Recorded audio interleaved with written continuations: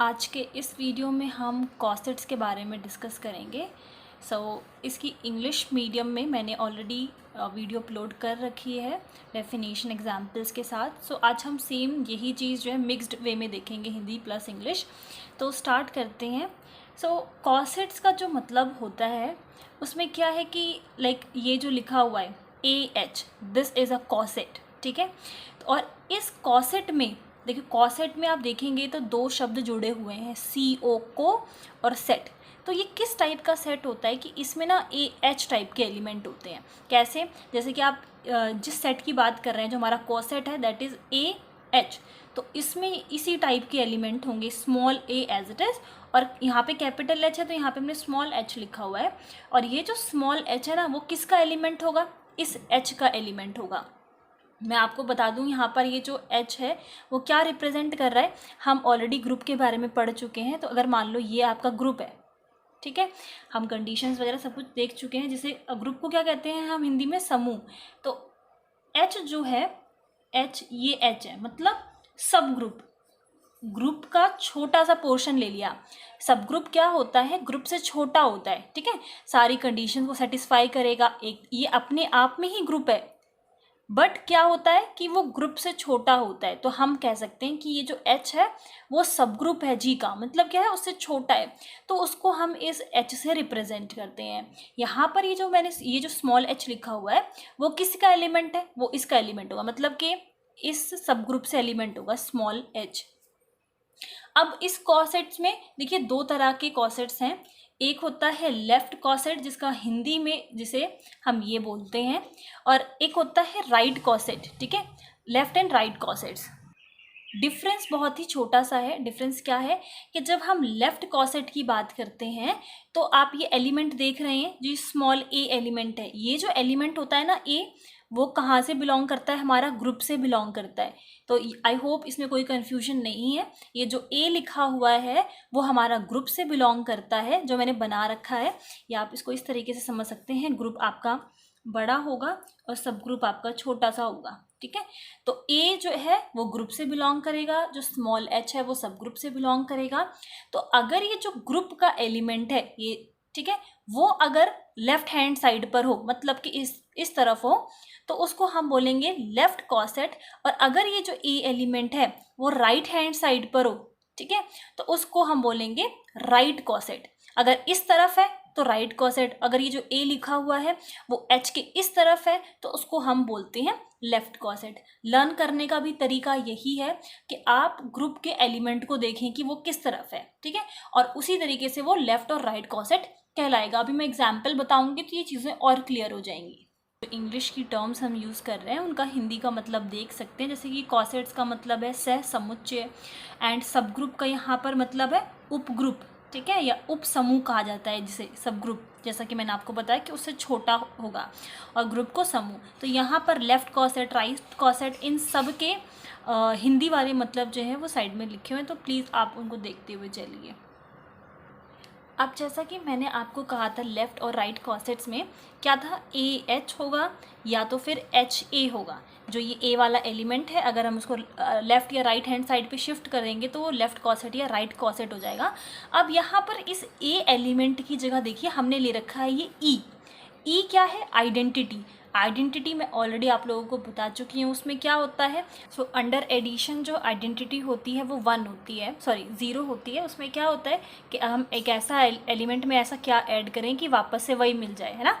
तो under addition क्या होती है? 0, और अंडर मल्टीप्लिकेशन होती है 1, कि ऐसा क्या मल्टीप्लाई करें कि वही वापस से एलिमेंट मिल जाए। तो ये जो 0 और 1 होता है ना, इसी को हम E से रिप्रेजेंट करते हैं। अब यहाँ पर ये E जो है वो 0 भी हो सकता है, 1 भी हो सकता है। हम उसको इन जनरल कह देते हैं कि वो E है, मतलब आइडेंटिटी है। अगर आप अंडर एडिशन बोलोगे तो 0 हो जाएगा, अंडर मल्टीप्लिकेशन बोलोगे तो 1 हो जाएगा। तो वही चीज़ यहाँ पे लिखी हुई है। और एक इम्पॉर्टेंट बात कि जो E है आइडेंटिटी, वो हमेशा ग्रुप से बिलोंग करता है, या वो हमेशा ही ग्रुप का एलिमेंट होता है। क्यों? क्योंकि जब हमने ग्रुप की प्रॉपर्टीज़ पढ़ी थी तो हमेशा ग्रुप में आइडेंटिटी एग्जिस्ट करती ही करती है, मतलब 0 और 1 एग्जिस्ट करता ही करता है। उसकी प्रॉपर्टीज़ में था ना एग्जिस्टेंस ऑफ आइडेंटिटी। तो ये जो E है वो हमेशा किसका एलिमेंट होता है, ग्रुप का एलिमेंट होता है। तो अभी आपने देखा कॉसेट्स हम ऐसे लिखते हैं ना, AHHA, तो अब यहाँ पर ए की जगह पे क्या आ गया, ई आ गया, क्योंकि अब हमने आइडेंटिटी लिख दिया है। और ये क्या है हमारे पास, क्योंकि अब देखो ई जो है वो राइट हैंड साइड पर है, मतलब ये राइट कॉसेट हो गया, और यहाँ पर ई इस तरफ है, मतलब ये लेफ्ट कॉसेट हो गया। इस सेट में किस टाइप के एलिमेंट होंगे, HE टाइप के। मैंने आपको कहा था जैसा सेट वैसे उसके एलिमेंट। तो यहाँ पर अगर H लिखा है तो इसमें इस तरफ H लिखा होगा, और नेक्स्ट वाले में इस तरफ H है तो इस तरफ, यहाँ इस साइड पे H लिखा होगा। ये जो स्मॉल h है वो किसका एलिमेंट है, कैपिटल H का। जब भी हम कैपिटल में लिखते हैं ना तो एक तरीके से वो सेट होता है, और जब हम स्मॉल में लिखते हैं उस लेटर को तो वो उसका एलिमेंट होता है, मतलब जो उसके अंदर से बिलोंग करेगा, जो उस सेट का एलिमेंट होगा उसमें बिलोंग करेगा। अब हम इस चीज़ को समझते हैं। यहाँ पर देखिए, जब भी हम आइडेंटिटी अप्लाई करते हैं किसी भी चीज़ में तो हमेशा वही सेम चीज़ आ जाती है। अभी जस्ट हमने बोला कि अगर अंडर मल्टीप्लिकेशन बात कर रहे हैं तो भी हम मल्टीप्लाई करेंगे, वही सेम आ गया। ए के साथ ऐड किया तो भी वही सेम आ गया। तो अगर हमने इसके साथ आइडेंटिटी अप्लाई किया है तो वही सेम एलिमेंट आ जाएगा, एच ही, क्योंकि मल्टीप्लाई हो रहा है ना, ये तो अंडर मल्टीप्लिकेशन कंपोजिशन है। और यहाँ पर भी सेम वही आ गया। तो और यहाँ पर फिर इसलिए हमने एच और एच लिख दिया। ये किसका एलिमेंट है, कैपिटल H का एलिमेंट है। और ये किसके इक्वल हो गया, अगर ये इसका एलिमेंट है तो ये किसके इक्वल हो गया, H के इक्वल हो गया। मतलब आप देखेंगे यहाँ से हम सीधा यहाँ पहुँच गए कि जो HE है वो H के इक्वल हो गया, और EH भी जो है वो भी H के इक्वल हो गया। इस बात का ये मतलब है कि ये जो H हमने लिखा है ये हमारा राइट एंड लेफ्ट कॉसेट दोनों है, ठीक है, क्योंकि ये दोनों ही H के इक्वल आ गया, इसलिए राइट एंड लेफ्ट कॉसेट दोनों है। ये जो हम लिख रहे हैं AH और HA, ये अंडर मल्टीप्लिकेशन है। अगर हमें इसे अंडर एडिशन लिखना होगा तो हम कैसे लिखेंगे, A प्लस में H, तो ये और AH प्लस A। अब आप देखिए ये जो A वाला एलिमेंट है वो इस तरफ है, मतलब ये हो गया राइट कॉसेट, और यहाँ पर A वाला एलिमेंट इस तरफ है तो ये हो गया लेफ्ट कॉसेट। ये दोनों ही, यहाँ पर ही हम लेफ्ट और राइट कॉसेट्स की बात कर रहे हैं, बट डिफरेंस क्या है, ये अंडर मल्टीप्लिकेशन है, मतलब इसमें मल्टीप्लाई हो रहा है और इसमें ऐड है। हमने दोनों कंपोजिशंस के बारे में पढ़ा हुआ है, तो ये उस तरीके से डिफरेंट है। बाकी दोनों ही लेफ्ट और राइट कॉसेट है। एक एग्जाम्पल है, आपको कॉसेट फाइंड करने हैं 3z के इन द एडिटिव ग्रुप। यहाँ पे मेंशन है एडिटिव ग्रुप, मतलब ये जो पॉजिटिव वाला है ना, ऐड वाला है, वो हम लेकर चलेंगे, ठीक है। तो करना क्या है कि h क्या है, अब इस केस में 3z है ना। अब देखिए ये 3z सब ग्रुप कैसे हुआ, या इसको हम हिंदी में कहते हैं उपग्रुप। तो ये कैसे हुआ, जो ये z है उसमें किस टाइप के एलिमेंट होंगे, z में +-1, 0 भी इंक्लूड कर लेते हैं, +-2 एंड सो ऑन। 3z में किस टाइप के एलिमेंट होंगे, जो 3 के मल्टीपल है, मतलब कि जो उसके टेबल में आते हैं। नेगेटिव वाले भी होंगे जिसमें ये माइनस का साइन है, और प्लस वाले भी होंगे, तो -9, -6, -3, 0, 3, 6, 9, मतलब कि 3z को हम कैसे लिख सकते हैं, इसमें किस टाइप के एलिमेंट होंगे, 0, +-3, +-6, मतलब कि जो तीन के टेबल में आते हैं वो सारे आ जाएंगे 3z में, ठीक है।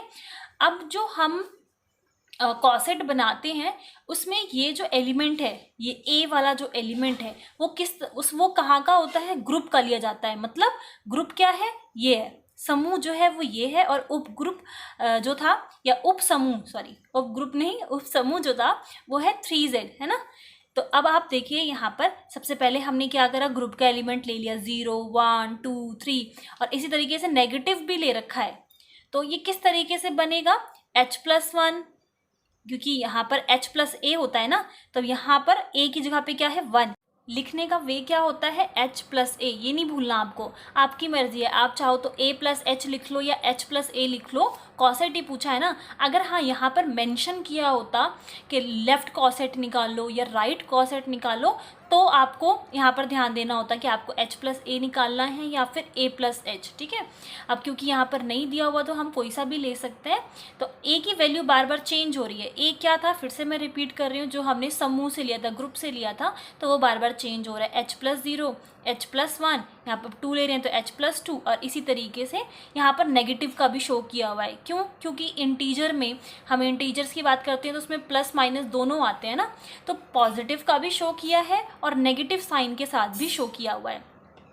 अब कुछ नहीं करना, जैसे कि H+0 में ये जो एलिमेंट है ये H के एलिमेंट है। अब इसमें 0 को ऐड कर दोगे तो क्या आ जाएगा, कोई भी फ़र्क नहीं पड़ेगा जब हम 0 ऐड करेंगे।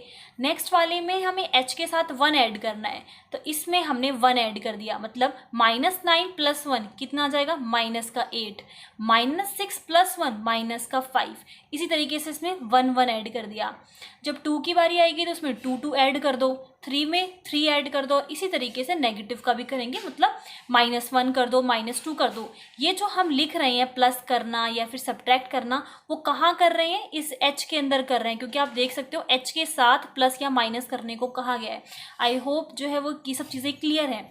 जब आप ये सब कर लोगे, कैलकुलेट कर लोगे, तो आप देखोगे कई बार जो चीज़ें हैं वो रिपीट हो रही हैं। जैसे कि आप देखो ये वाला जो है वो इसके साथ रिपीट हो रहा है ना, -7 -4 -1 इसके साथ रिपीट हो रहा है। तो आप देखेंगे h + 2 के इक्वल भी लिखा हुआ है कि ये जो h + -1 वाला है वो h + 2 के इक्वल है। -8 वाला माइनस इस वाले के इक्वल आ रहा है, -9 वाला इसके इक्वल आ रहा है। तो यहाँ पर देखो लिखा भी हुआ है h + 1 के इक्वल है, h + 0 के इक्वल है।